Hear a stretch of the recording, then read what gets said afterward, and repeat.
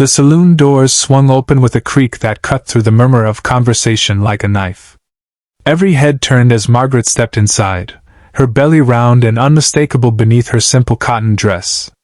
The afternoon sun streaming through the doorway cast her silhouette in sharp relief, and for a moment, the entire establishment fell silent. Then the whispers began. Margaret had known it would be like this. She'd known from the moment she realized she'd have to make this journey alone, traveling from her sister's ranch back to Silver Creek, that people would talk. They always did. A woman traveling alone was suspicious enough.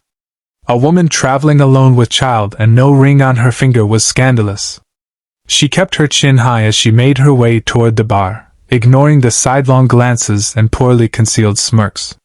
Her feet ached from the long walk into town, and she desperately needed water before continuing to the boarding house where she hoped to secure a room for the night.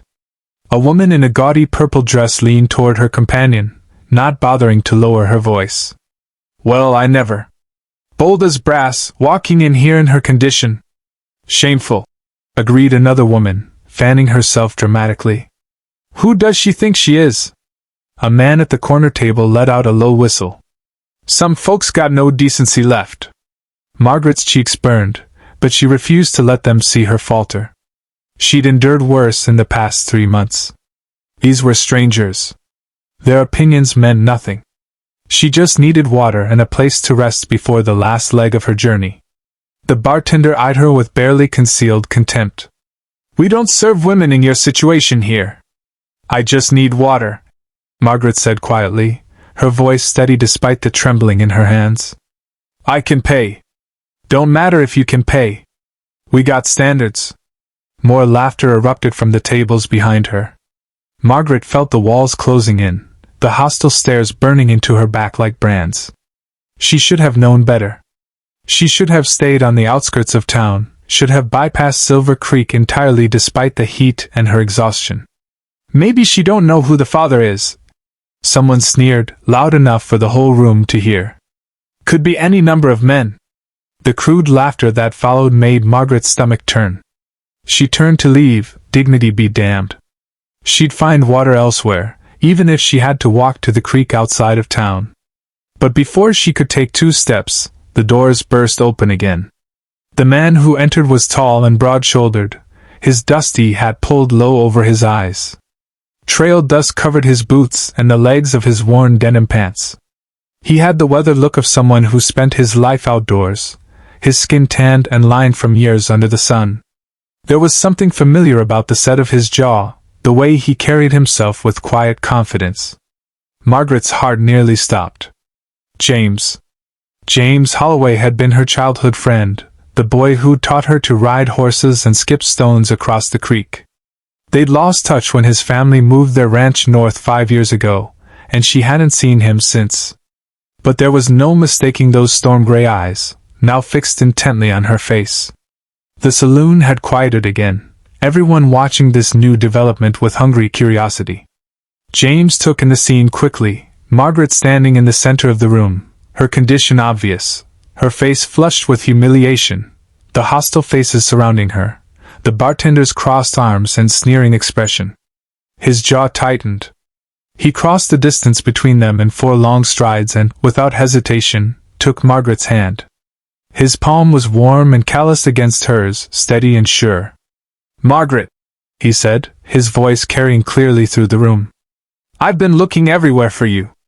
She stared at him, confused, her mind racing to understand what he was doing. He turned to face the room, still holding her hand firmly.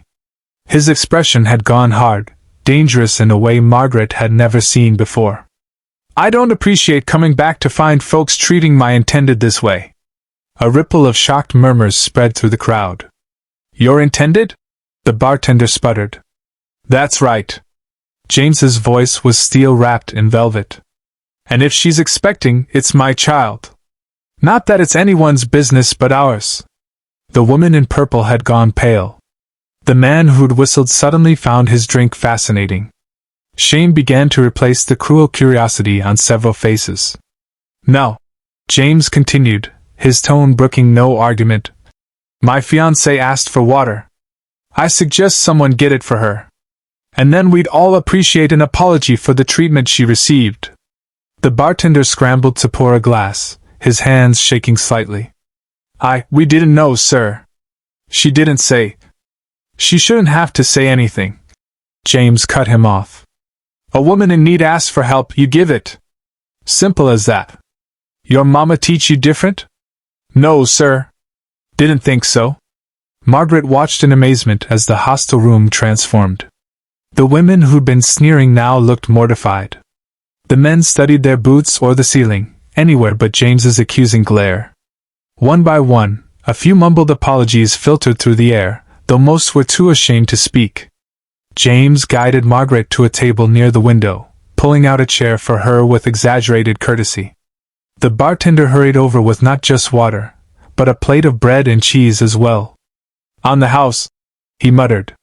"For the lady and congratulations to you both." James nodded curtly and sat across from Margaret, his hand still holding hers across the table. Only when the room had fully returned to its own business, conversations resuming in hushed tones, did he finally look at her directly.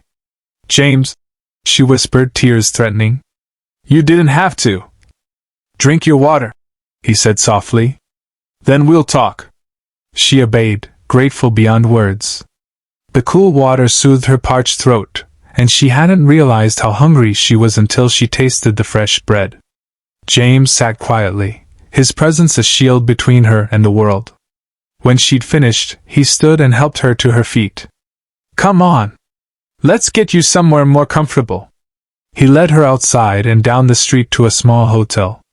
The proprietor, who'd clearly already heard about the scene in the saloon, was obsequiously polite, offering his best room and stumbling over himself with congratulations. Once they were alone in the modest but clean room, Margaret finally found her voice. "James, what you did back there, you've ruined yourself. When people find out the truth." "What truth?" He removed his hat and set it on the dresser. "That I helped an old friend? That you lied? I'm not your intended. This isn't your child. You don't owe me anything." He pulled up a chair and sat, studying her carefully.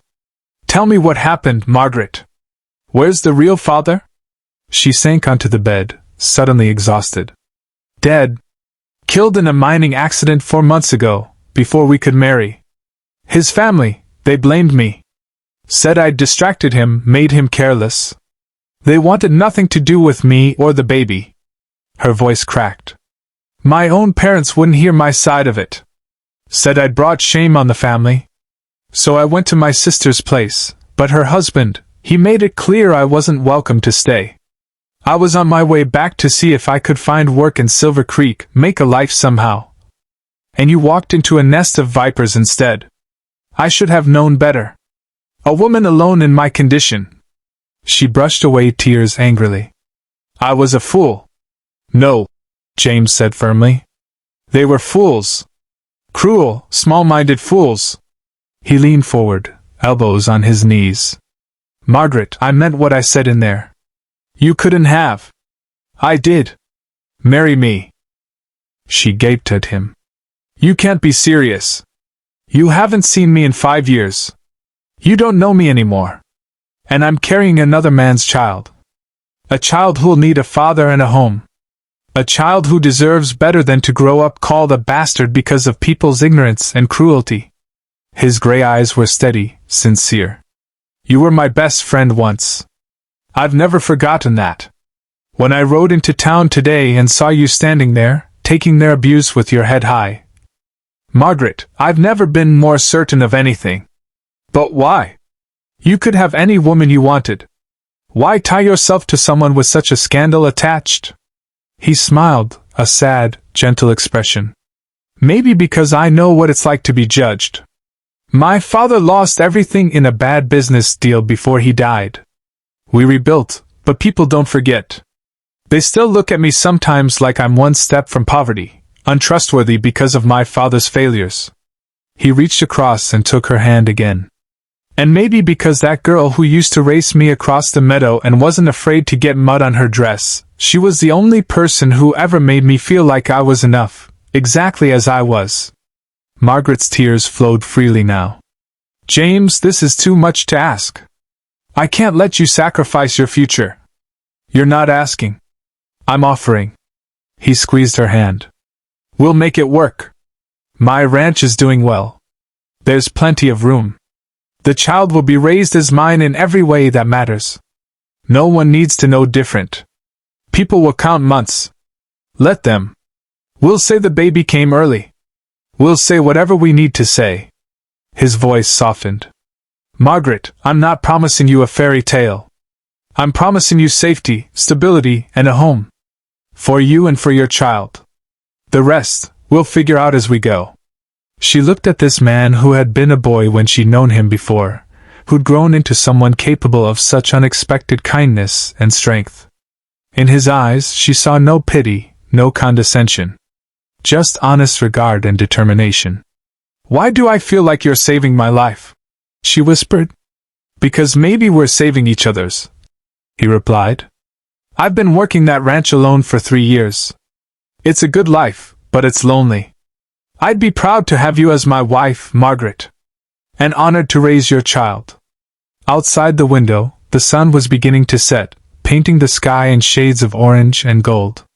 Somewhere in the distance, a church bell rang. Life continued in Silver Creek, indifferent to the small miracle taking place in this rented room. Margaret thought about her child, growing inside her. Thought about the uncertain future she'd been facing just an hour ago, full of judgment and hardship. And she thought about the boy who'd once been her truest friend, now a man offering her more grace than she'd thought existed in the world. Yes, she said finally. Yes, I'll marry you. James's smile transformed his entire face. He raised her hand to his lips and kissed it gently. Then let's find that preacher tomorrow and make it official. After that, we'll head home. Together. That night, as Margaret lay in a real bed for the first time in weeks, she placed her hand on her belly and whispered to the child within. You're going to have a good father. An honorable man chose you, chose us. And whatever comes, we'll face it as a family. Through the thin walls, she could hear James in the next room, already making plans for their journey and their future.